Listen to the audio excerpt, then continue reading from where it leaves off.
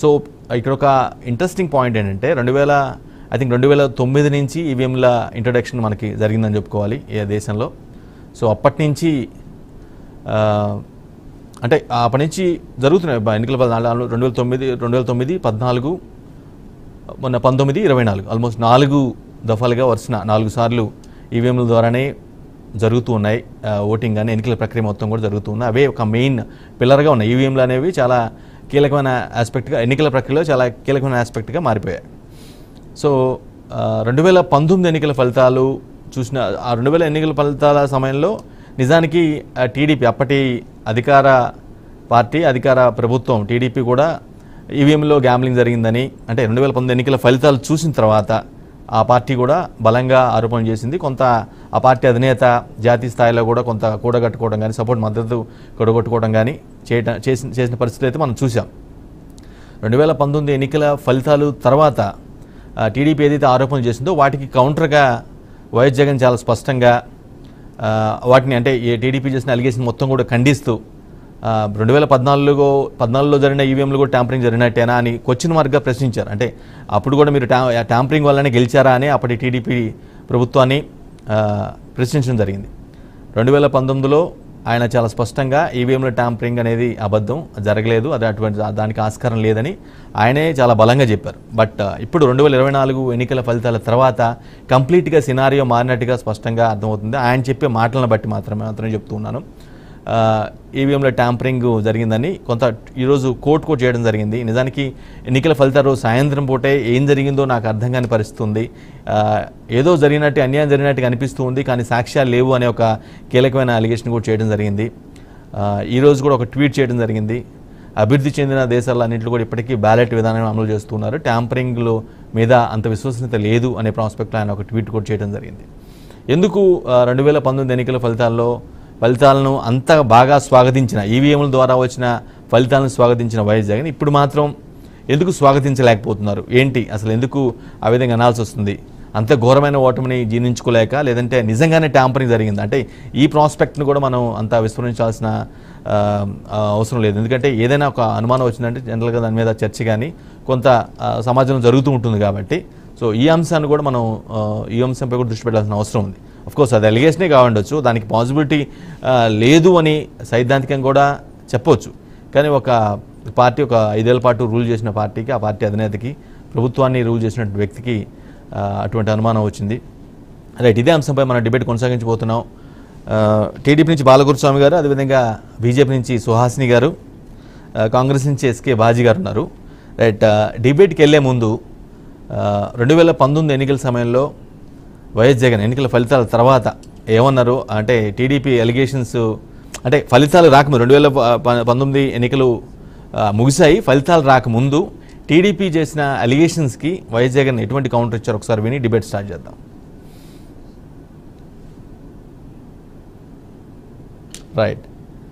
Right కొంత technical issue వచ్చినట్టుగా అనిపిస్తుంది, మా పీసీఆర్ పీపుల్ చెప్తున్నారు. రైట్, డిబేట్ స్టార్ట్ చేద్దాం. టీడీపీ నుంచి బాలగురుస్వామి గారు సిద్ధంగా ఉన్నారు. గురుస్వామి గారు నమస్తే అండి. ఎందుకు ఈ విధంగా 2019 ఎన్నికల ఫలితాలని యాక్సెప్ట్ చేసినటువంటి వైఎస్ జగన్ ఇప్పుడు ఈ ఫలితాలను ఎందుకు యాక్సెప్ట్ చేయలేకపోతున్నారు అంటే మీరేం చెప్తారు? వెంకట గారు, ముందుగా మీకు ప్యానల్లో ఉన్న సుహాసిని గారికి, కాంగ్రెస్ నుంచి వచ్చిన ఇక్బాల్ గారికి, బీఆర్కే వీక్షకులకి అందరికి కూడా ముందుగా నమస్కారాలు తెలియజేస్తున్నాను. అయితే జగన్మోహన్ రెడ్డి గారు పూర్తిగా నైరాంశ్యంలో ఉన్నారనేది ప్రతి ఒక్కరికి అర్థమవుతా ఉంది. ఫలితాలు వచ్చిన రోజే చేతులు 2 కట్టుకొని ఇలా చూసుకుంటూ అన్నీ చేశాము, ఆ జనాలందరి అభిమానం ఏమైందో, అక్క చెల్లెమ్మల ప్రేమంతా ఏమైందో నాకు అర్థం కావడం లేదు అని చెప్పి మాట్లాడాడు. ఎందుకనంటే వచ్చిన ఫలితాలని జీర్ణించుకోలేక, వచ్చిన ఫలితాలని అతను ఒప్పుకోలేక ఎలా మాట్లాడాడు అనేది ఆంధ్ర రాష్ట్ర ప్రజలందరూ, భారతదేశంలో ఉన్న వాళ్ళు కూడా చాలా మంది చూశారు. అది చూసిన తర్వాత జగన్ ఎలా ఉన్నాడు, జగన్ మైండ్ సెట్ ఎలా ఉంది, జగన్ ఏ విధంగా మాట్లాడుతున్నాడు, జగన్ బిహేవియర్ ఏ విధంగా ఉంది అని చెప్పేది జగన్మోహన్ రెడ్డి గారిది అందరు చూశారు. తనేమనుకున్నాడు అని అంటే ఏదో నేను అభివృద్ధి చేశాను, సంక్షేమ పథకాలు ఇచ్చాను అని చెప్పేసి ఏదో ఓదర కొట్టుకొని చాలా మందిని దాదాపు కొన్ని వందల సంఖ్యలో సలహాదారులు పెట్టుకొని వాళ్ళందరూ చెప్పినట్టు చేసి జనాలను కలవకుండా ముఖ్యమంత్రిని చూడాలంటే తిరుపతి పోతే ఎంకనన్నా చూడొచ్చేమో కానీ ఈ ముఖ్యమంత్రిని చూడలేక రాష్ట్రంలో జనాలందరూ పాదయాత్రలో ఉన్నప్పుడు అందరి దగ్గరికి వచ్చాడు, ముద్దులు పెట్టాడు, నెత్తిని మునిగాడు, అందరి దగ్గరికి వచ్చాడు, పెద్ద మాస్ ఫాలోయింగ్ ఉందని చెప్పి జనాలందరూ అనుకున్నారు. కానీ తన ఒరిజినాలిటీ ఏందనేది అధికారం వచ్చిన తర్వాత, ముఖ్యమంత్రి అయిన తర్వాత పూర్తిగా చూశారు. ఇటువంటి వ్యక్తినే మనం ముఖ్యమంత్రిగా ఎన్నుకుంది. అసలు రాష్ట్రంలో ఒక్క హామీని నెరవేరలేదు, ఏం చేయలేదని చెప్పి జనాలందరూ వన్ సైడ్ అయిపోయి ఓట్లు వేసిన పరిస్థితి ఉంది. ఆయన ఏదో ఊహించుకొని ఏదో స్ట్రాటజీలు నమ్ముకొని ఏదో చేశాడు, ఐప్యాక్ ఆప్యాక్ ఈప్యాక్ అని చెప్పి వాటికి విరుద్ధంగా ఫలితాలు రావడంతో ఈ రోజు ఇప్పుడు వచ్చి మాట్లాడుతున్నాడు ఈవీఎంల ట్యాంపరింగ్ అని. వై నాట్ 175 అనే రోజు నీకు ఈవీఎంల ట్యాంపరింగ్ జరుగుతుందనేది గుర్తు రాలేదా? 2019లో మీకు 151 సీట్లు వచ్చినప్పుడేమో సమర్థించారు. మీకు సీట్లు వచ్చినప్పుడు సమర్థించి అవతలాలకు ప్రతిపక్షంలో ఉన్న ఆనాటి నేతలు ఈనాటి ప్రభుత్వంలో ఉన్న పార్టీలకి మీరు ఏం చెప్తున్నారు అంటే, వీళ్ళు మాట్లాడేది ఎలా ఉందనంటే, సార్ వాళ్ళు చేస్తే శృంగారం, ఎదుటోళ్ళు గెలిస్తేనేమో వ్యభిచారం అన్నట్టుగా మాట్లాడారు వీళ్ళు. అదైతే కరెక్ట్ పద్ధతి కాదు. ఎందుకనంటే 2019లో ముందుకొచ్చేసి ఆయనే చెప్పాడు, అన్ని వర్గాల వారు మమ్మల్ని ఆశ్రయించారు, అన్ని వర్గాలు మమ్మల్ని సమర్థించారు, అన్ని వర్గాలు మాకు ఏకదాటిగా ఓట్లేశారు, మాకు వచ్చేసినాయి అని చెప్పి సంకలు గుద్దుకున్నారు. కానీ ఈ రోజు నీ పరిపాలన, నీ అడ్మినిస్ట్రేషన్, నీ విధి విధానాలు చూసిన తర్వాత ఈ రోజు రాష్ట్రం అల్లకల్లోలం అయిపోయింది. బీహార్ కన్నా ఘోరంగా వచ్చింది. కాబట్టి నేను గతంలో డిబేట్ లో చెప్పాను, ఉద్యోగస్తులు, వ్యాపారస్తులు, యువత, మేధావర్గం అన్ని వర్గాలు కూడా ఈ రోజు ఎన్డీఏ ప్రభుత్వం, తెలుగుదేశం ప్రభుత్వం రాకపోతే రాష్ట్రం నడి సంద్రంలో మునిగిపోయినా నావలాగా అయిపోతుందని చెప్పేసి అందరూ వన్ సైడ్ గా ఓట్లేసేసి ఈ రోజు ఎన్డీఏ ప్రభుత్వాన్ని, ఎన్డీఏ కూటమిని అధికారంలో తీసుకొస్తే ఈ రోజు జగన్మోహన్ రెడ్డి అదేదో చూసుకుంటా మాట్లాడుతున్నాడు. 5 సంవత్సరాలు ముఖ్యమంత్రిగా ఉన్నప్పుడు ఏ రోజు ఒక్క ప్రెస్ మీట్ పెట్టలా. ఏదైనా మీటింగ్ వచ్చినా కూడా వాళ్ళ సలహాదారులు ఇచ్చిన స్క్రిప్ట్లు తీసుకొచ్చి చదువుతున్నాడు. ఏ రోజన్నా కూడా దేని మీద ఒక పాలసీ మీద, ఒక సిస్టమ్ మీద కరెక్ట్ గా మాట్లాడిన దాఖలు లేవు. ఏమి జరగలేదు. ఈ రోజు వచ్చి ప్రెస్ మీట్ పెట్టేసి ఇవన్నీ మాట్లాడుతా ఉన్నాడు. ఎందుకనంటే ఇవన్నీ తనకు ఫలితాలనేది పూర్తిగా వ్యతిరేకంగా, పూర్తిగా విరుద్ధంగా అతను జీర్ణించుకోలేని విధంగా రావడం వల్ల, ఎందుకనంటే ఈ సైకో మాజీ ముఖ్యమంత్రి జీర్ణించుకోలేక ఈ రోజు మాట్లాడుతున్నారు. వెంకట గారు, రాష్ట్ర ప్రజలందరూ చూస్తానే ఉన్నారు. ఎందుకంటే అభివృద్ధి చెందిన దేశాలన్నీ ఈ రోజు దేశాలన్నీ కూడా ఈ రోజు బ్యాలెట్ విధానంలో జరుపుతున్నారని చెప్తున్నాడు. మరి ఎలక్షన్ కి రాకముందు వై నాట్ 175 అనేటప్పుడు నువ్వు ఎందుకు చెప్పలేదు? ఈ రోజు వచ్చి ఎందుకు మాట్లాడుతున్నావు? అంటే ఫలితాలు నీకు అనుకూలంగా రాలేదు కాబట్టి బుడద జల్లే ప్రయత్నం చేస్తున్నావా? అలా బుడద చల్లటం, ఆ విధంగా మాట్లాడటం అనేది కరెక్ట్ పద్ధతి కాదు అనేది రాష్ట్ర ప్రజలందరూ చూస్తున్నారు.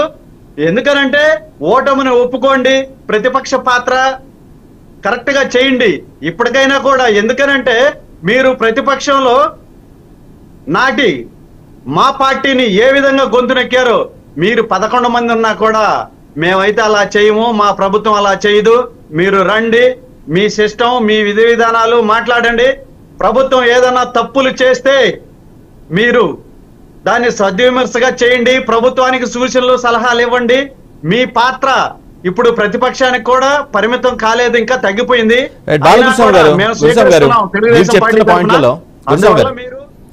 ఒక వాల్యుబుల్ పాయింట్, ఒక పాయింట్ స్ట్రైట్ గా ఆన్సర్ చేయండి గురుస్వామి గారు.